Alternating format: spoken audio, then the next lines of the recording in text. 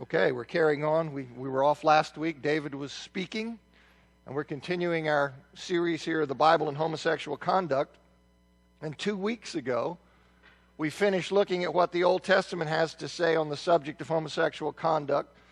And we saw from the creation of male and female in Genesis chapter 2 that marriage and the sexual intimacy that are part of it are intended by God to be between those two sexes, those complementary sexes that He created in the beginning.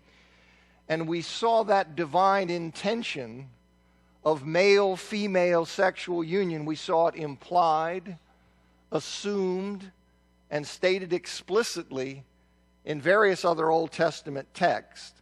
And I hope you can now better understand what's behind the statement I read to you some weeks ago from Brevard Childs, who he's dead now, but he was a long-time professor of Old Testament, a very influential Old Testament scholar, where Childs said, the recent attempt of some theologians to find a biblical opening, if not warrant, for the practice of homosexuality stands in striking disharmony with the Old Testament's understanding of the relation of male and female. The theological issue goes far beyond the citing of occasional texts which condemn the practice. The Old Testament views homosexuality as a distortion of creation which falls into the shadows outside the blessing. And so I'm hoping, having gone through the Old Testament text, that this will have a new impact for you, that you can see what motivates him to say such a thing. That it's not simply one little piece here or there. It's contrary to the entire scheme of creation, God's plan, His making of male and female.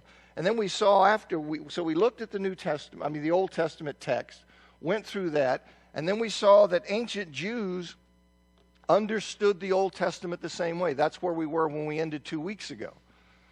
The ancient Jews saw the text the same way, as excluding all forms of homosexual conduct. And just to give you one of the sources that I quoted there, Old Testament scholar Michael Brown, he says every single reference to homosexual practice in the ancient Jewish world is 100% negative, sometimes in the strongest terms, and there's not a single positive reference to be found.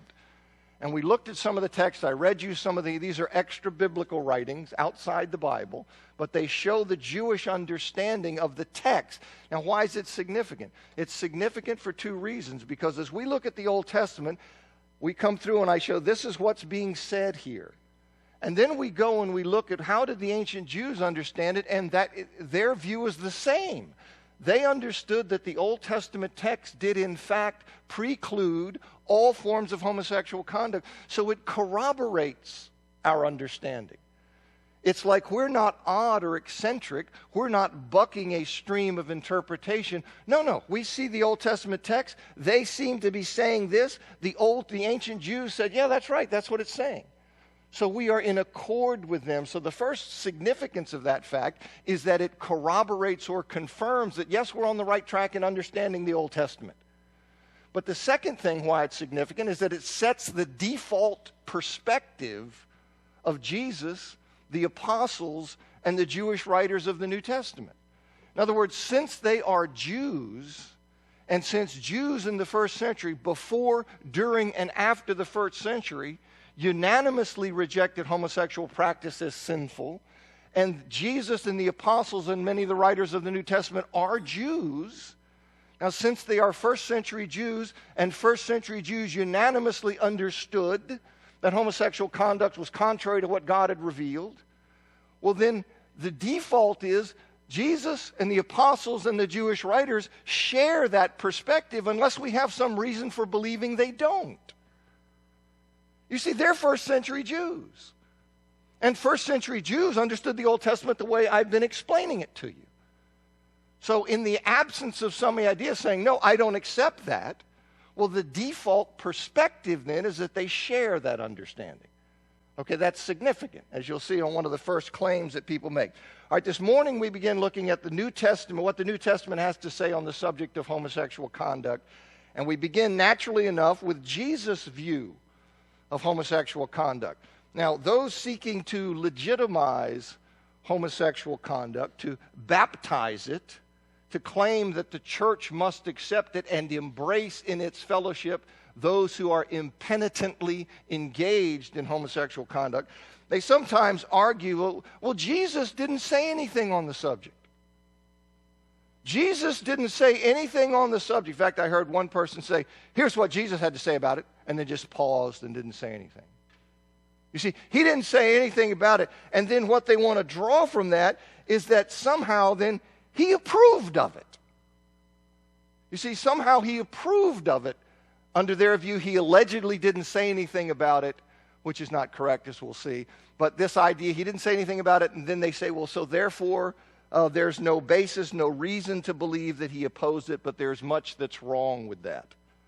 In the first place, even if Jesus made no reference to homosexual conduct, even if that were true, which it's not because he refers to it implicitly, as I'm going to explain in a minute, but even if he made no reference to it, his silence cannot reasonably be construed as an endorsement of that behavior. As I just said, given that he's a Jew, and Jews unanimously rejected same-sex intercourse, his silence would mean that he felt no need to challenge or to alter the status quo. How would you jump from his silence in that historical context to a meaning that he rejects the status quo?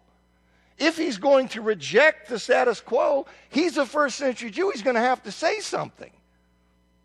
Silence certainly wouldn't get you to that position. I mean, that'd be like saying Jesus was approving of bestiality and incest because he didn't address it. Well, would anybody say that? No. Nobody would say that. Well, here's all he said about bestiality. Okay, well, therefore he endorsed it. Nobody says that. Why? Because they understand that in the historical context, his silence can't be construed that way. Okay?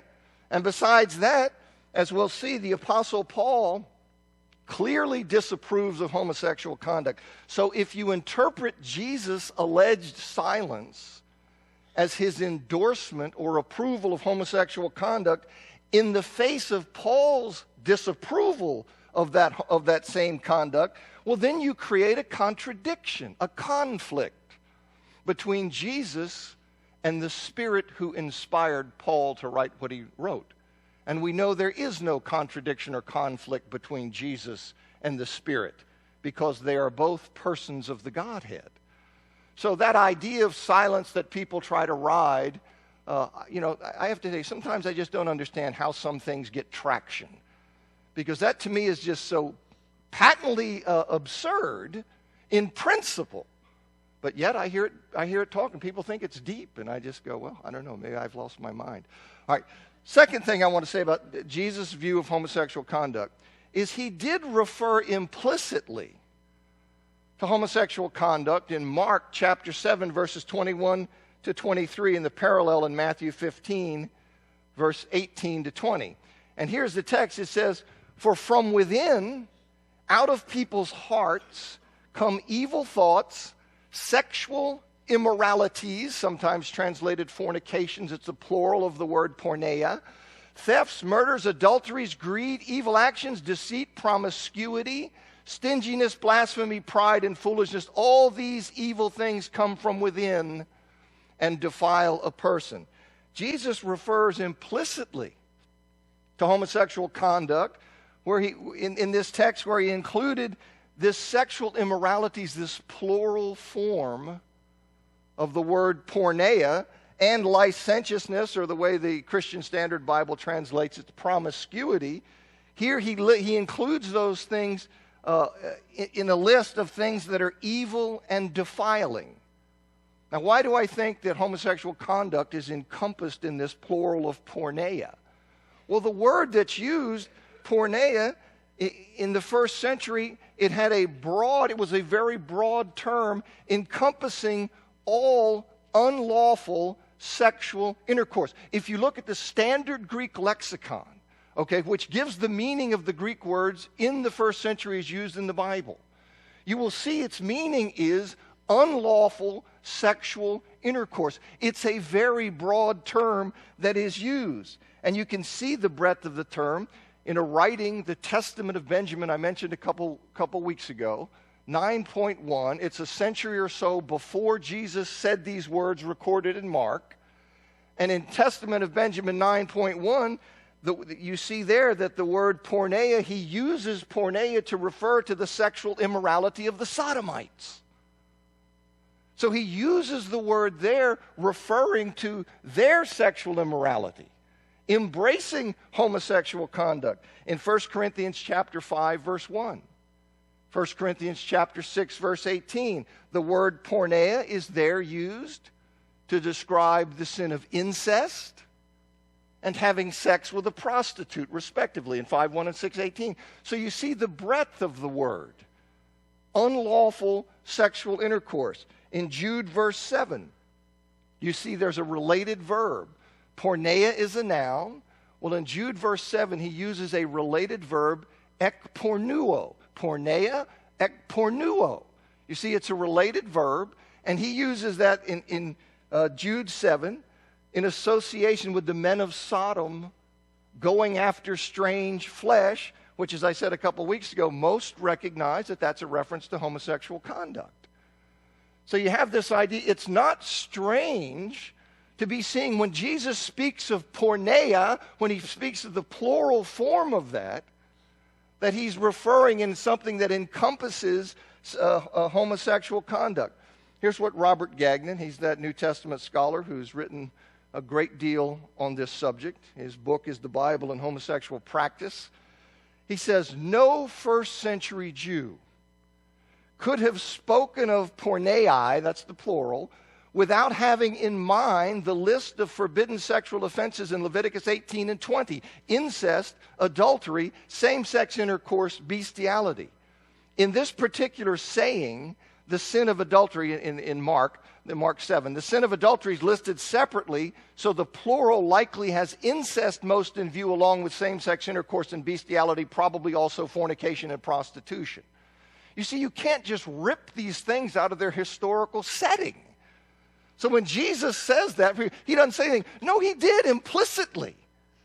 You see, he's covering it when he says something like that, sexual immoralities. And if somebody says no, they won't accept that for an answer despite how reasonable it is. If somebody says no, I'm going to insist that even though porneia is a broad term, and even though it's used in the plural, I'm going to insist that the reference here is to a form or forms of heterosexual immorality only. Well, even if somebody takes that position, well, then certainly licentiousness or promiscuity covers the rest of the waterfront in terms of sexual immorality. Certainly it covers the rest of the waterfront. I pointed out some weeks ago that the word that she translated here, promiscuity, or oftentimes licentiousness, it means self-abandonment or a lack of self-restraint, especially in regard to sexual excesses.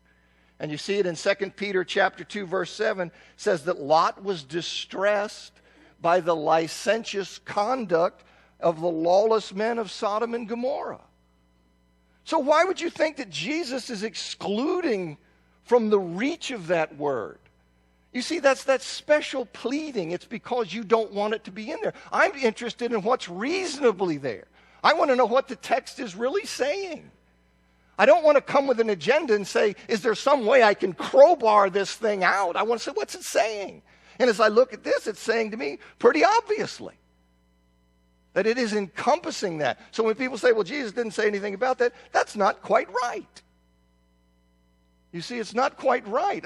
He doesn't specifically come out and say that, but he encompasses it in this word. Third thing I want to say about Jesus' view of homosexual conduct is you see in his discussion that I've mentioned before, when we talked about Genesis 1 and 2, you see in his discussion in Matthew chapter 19, verses 4 and 6, his discussion of divorce there.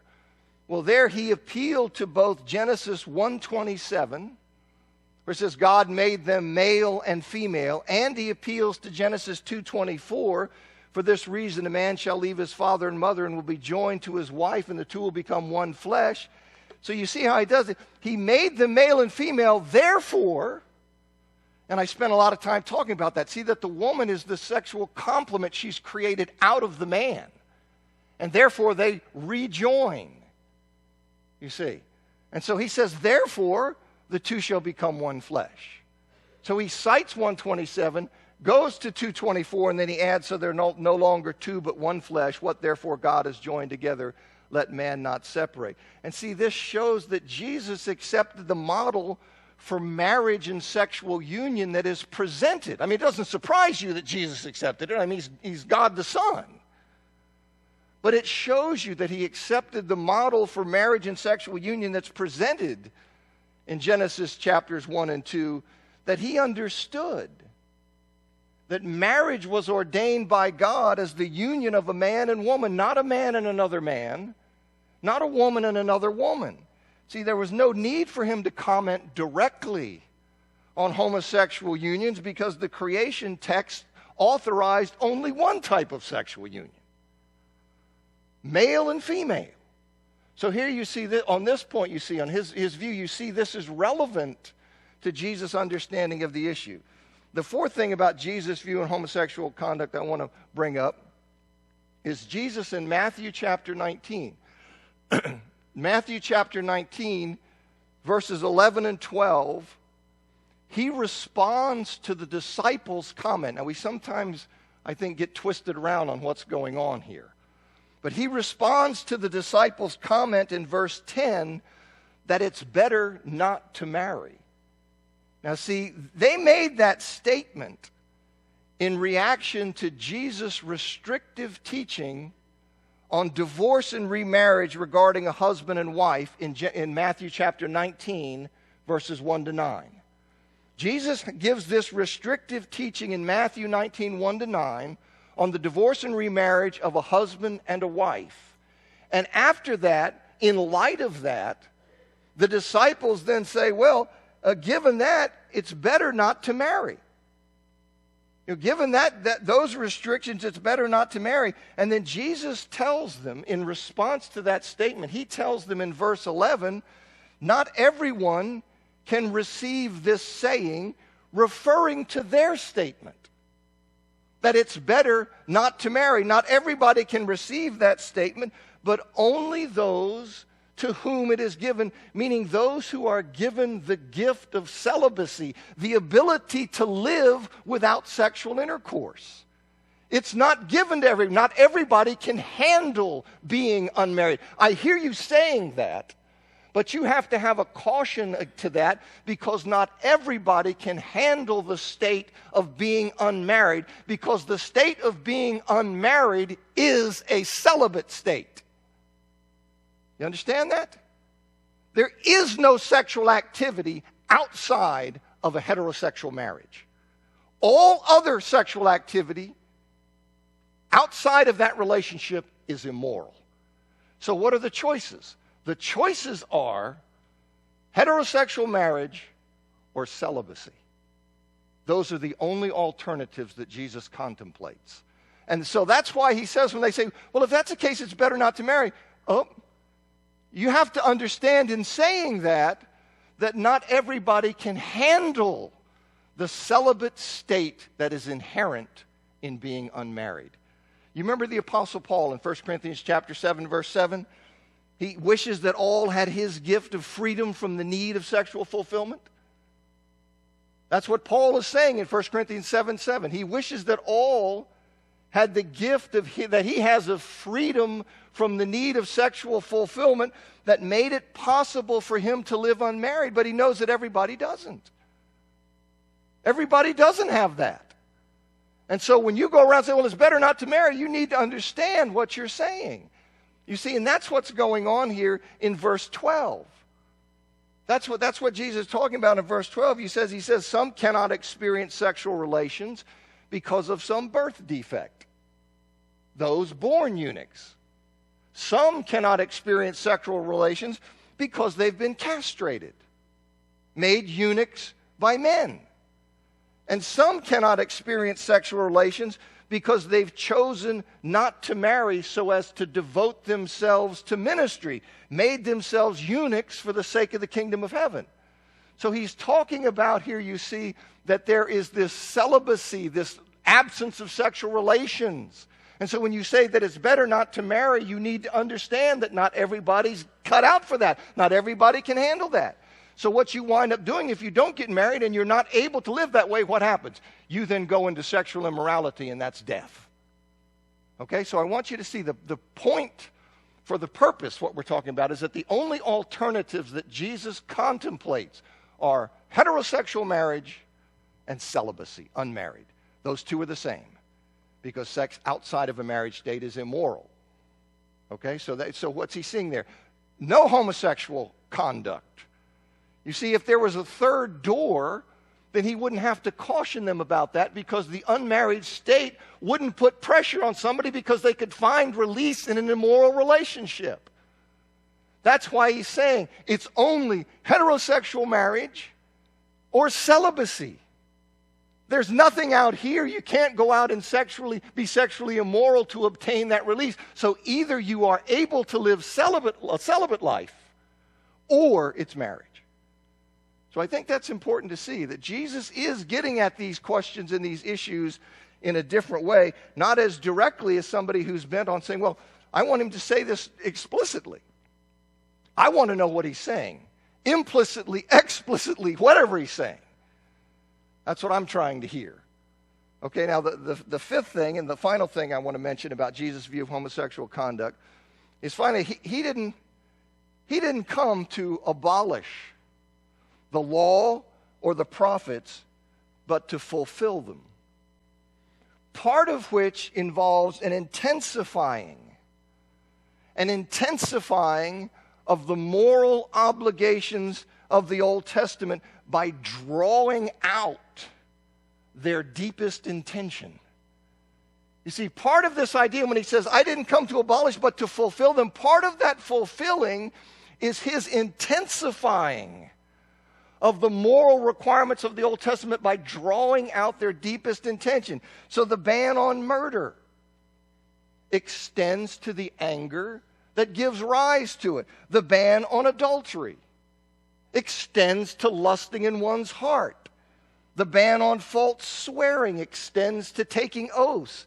The ban on excessive retaliation extends to turning the other cheek. And the requirement to love one's neighbor is said to encompass what? Loving one's enemies. You see, so there is this intensification of moral, holy living by drawing out the deepest intentions that are buried in these commands. He draws them out. He intensifies them. Now, given that pattern of intensification of moral requirements, the claim that Jesus did the opposite regarding the Old Testament's ban on homosexual conduct, that he lifted that proscription, well, that's going to require some clear and convincing proof. You can't just say that. That's going to require some clear and convincing proof. And there is none, and in fact, there's powerful evidence to the contrary, as I've just tried to sketch. There's powerful evidence to the contrary. Gagnon says the portrayal of Jesus as a first-century Palestinian Jew who was open to homosexual practice is simply ahistorical. In other words, it's got him somewhere else. It takes him out of his historical context. It's dreaming, is ahistorical. All the evidence leads in the opposite direction. Why then did Jesus not make an explicit statement against homosexual conduct? The obvious answer is that Jesus did not encounter any openly homosexual people in his ministry and therefore had no need to call anyone to repentance for such homosexual conduct. He also did not address other sexual issues, such as incest and bestiality. But that hardly indicates a neutral or positive stance on such matters. What is clear from the evidence that the texts do offer is that the historical Jesus is no defender of homosexual behavior. To the contrary, Jesus, both in what he says and what he fails to say, remains squarely on the side of those who reject homosexual practice. Jesus says and makes clear that he stands right in the stream of Judaism that understands from the Old Testament that homosexual conduct is contrary to the creative intent and purpose of God. He's not the least bit aberrational in that regard. Okay, so all this stuff that you hear, what I wanted to do in the class is I want people to know what's going on, so when they hear this stuff, they go, no. And even if they don't recall all the details, they know, I know there's something I need to look into because that doesn't sound right. Okay? If you walk away with that, I'll be happy, because I have no illusions about, what you accomplish in this. But if you walk away with that, I'll be happy. Let me talk about Paul's view of homosexual conduct. So we looked at the Old Testament. We looked at how the Jews before, during, and after the first century, how they saw it. We see that it corroborates our understanding and also sets the default perspective of Jesus, the apostles, and the Jewish writers of the New Testament. We then started looking at the New Testament. We look at Jesus' view. And there are 5 reasons to say that, no, he stands right in the stream of the Jewish view of homosexual conduct. Now I want to look at the Apostle Paul. And Paul's condemnation of homosexual conduct in Romans chapter 1, verses 24 through 32, I could just go to that text, but I don't like doing that. You have to see how somebody's writing. If you can't follow the flow of thought in something, it's just too easy to be hoodwinked, because you can pull text out and make them say something which in the flow of the argument you say, well, that's not really what he's saying. Okay, so I want to back up a couple of sections and quickly give you what I think is going on there. And the first, the theme of the letter of Romans is given, of course, in Romans chapter 1, verses 16 and 17. We're going to Romans 1, 24 to 32. That's where I'm headed. But I want you to see the flow of thought when we get there, so when I just summarize and tell you what's going on there, you look at it and say, okay, he's tracking correctly. All right? That way you say, I'm hearing the Word of God. You see, if you can see that and say, okay, that's right. That's God's message. That's not the dude's message standing up there. That's God's message. And the only way to do that is to bring you through so that it is your conviction that you say, that's what the Bible's saying. Okay? That's what I work at. But here he says, for I'm not ashamed of the gospel, for it's the power of God for salvation to everyone who believes, both to the Jew first and to the Greek. For in the righteousness of God, for in it, the righteousness of God is being revealed, a righteousness from faith to faith, just as it is written, but the righteous from faith shall live. Now, some apparently, this Paul gives really the theme of the letter here, a wide recognition of that.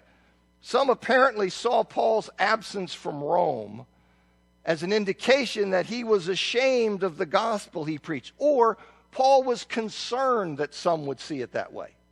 Whether they're actually doing it or Paul is just concerned they're going to be viewing him as being ashamed of the gospel he preaches. Either some are doing it or Paul's concerned about that. Maybe they thought he was embarrassed to preach the gospel in such a sophisticated city. Right? I mean, after all, Paul does say in 1 Corinthians 1:23 that Christ crucified is foolishness to Gentiles. So maybe you have something, and look, Paul is okay. He's out here in the backwaters because the people in Rome saw themselves as what? We're like the center of the cosmos. I mean, we're really the intellectual elite. And this stuff is okay maybe out here, but Paul's not really willing to bring it to the intellectual heart of civilization and try his stuff here. Maybe that's what it was when they thought that he's ashamed of it.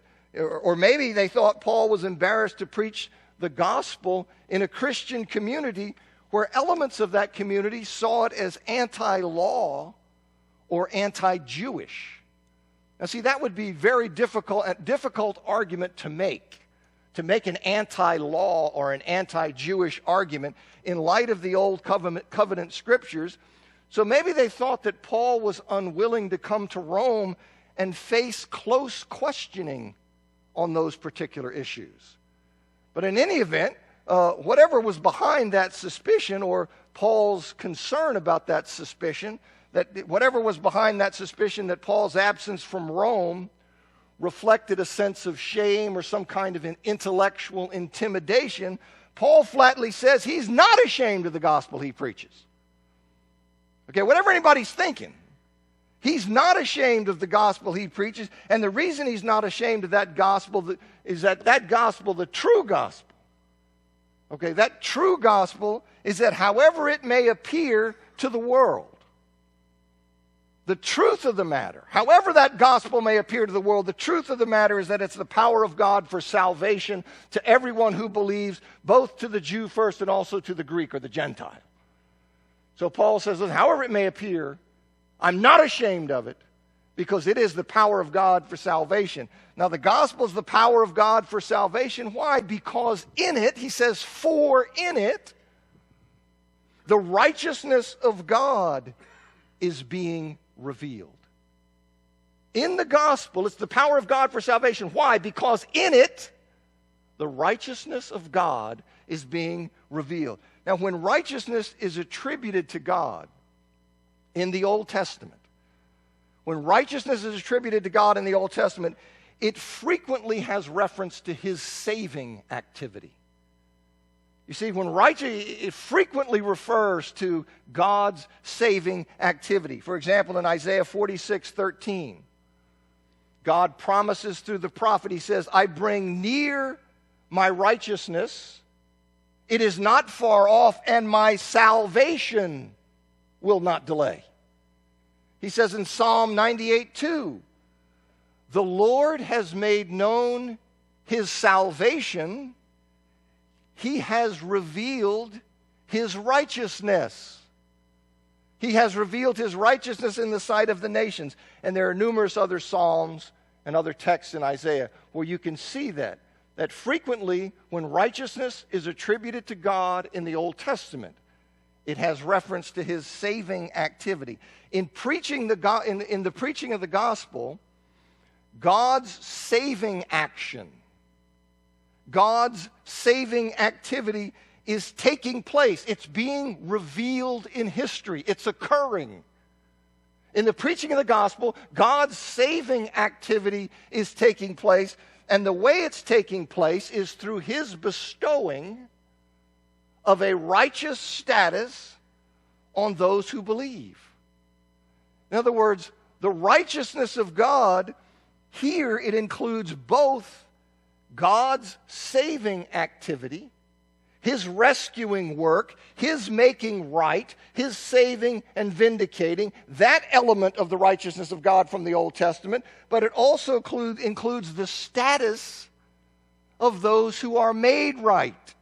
It's an act by which God brings people, he's the actor, he saves them, he brings people into a right relationship with himself. This saving work of righteousing people is, of course, based on the atoning work of Jesus Christ, which is the heart of the gospel. Now, this saving work of God, I'm trying to race through this because I want to get to the section.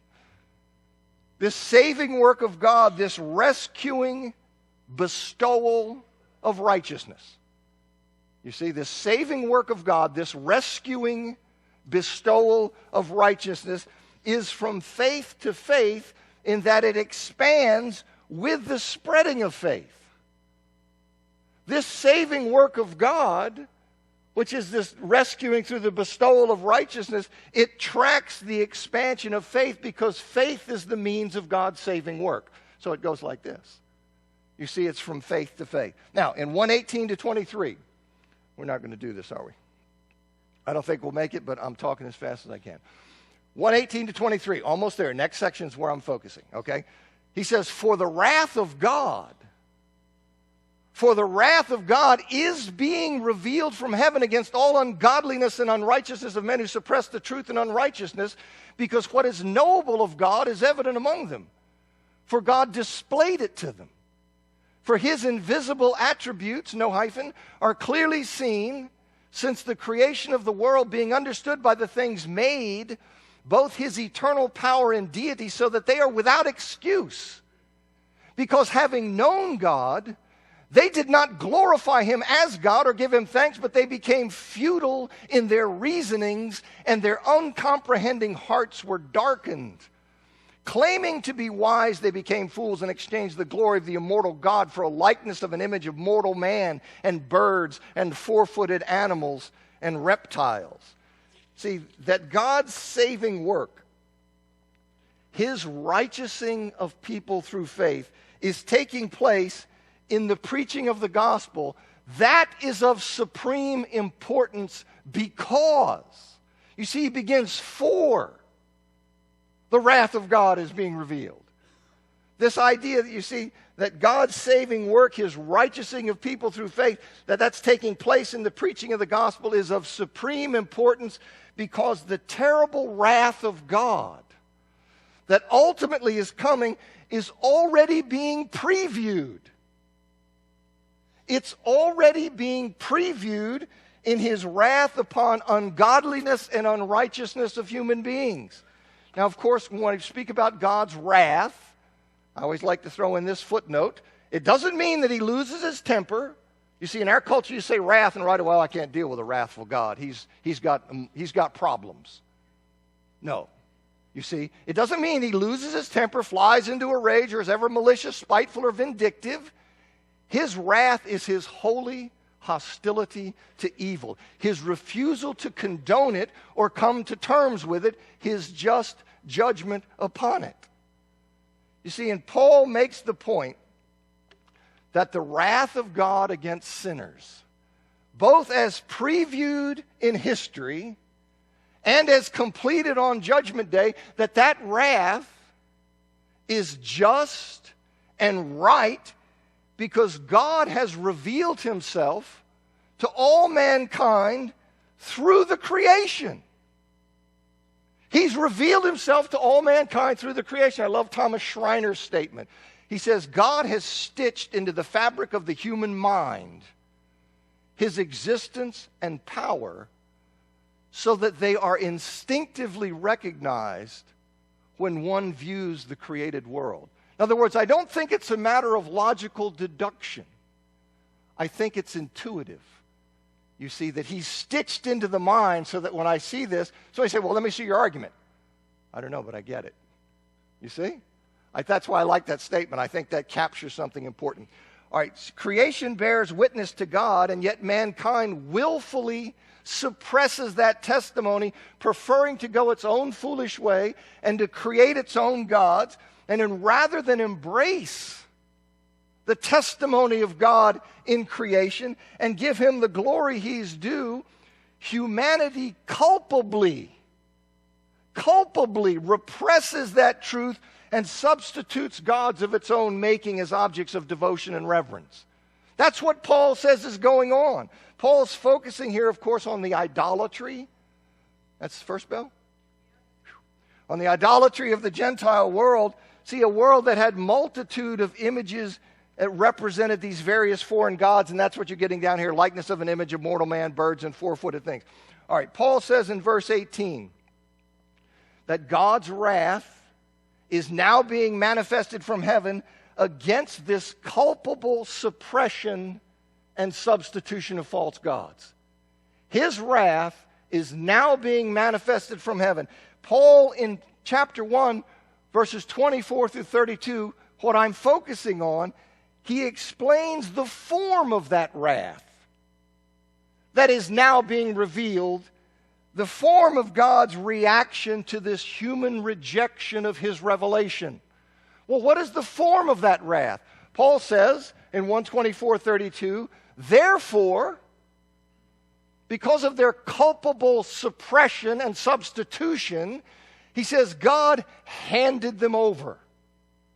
That is a judicial act. It occurs 3 times in this paragraph. Verses 24, 26, 28. Handed them over.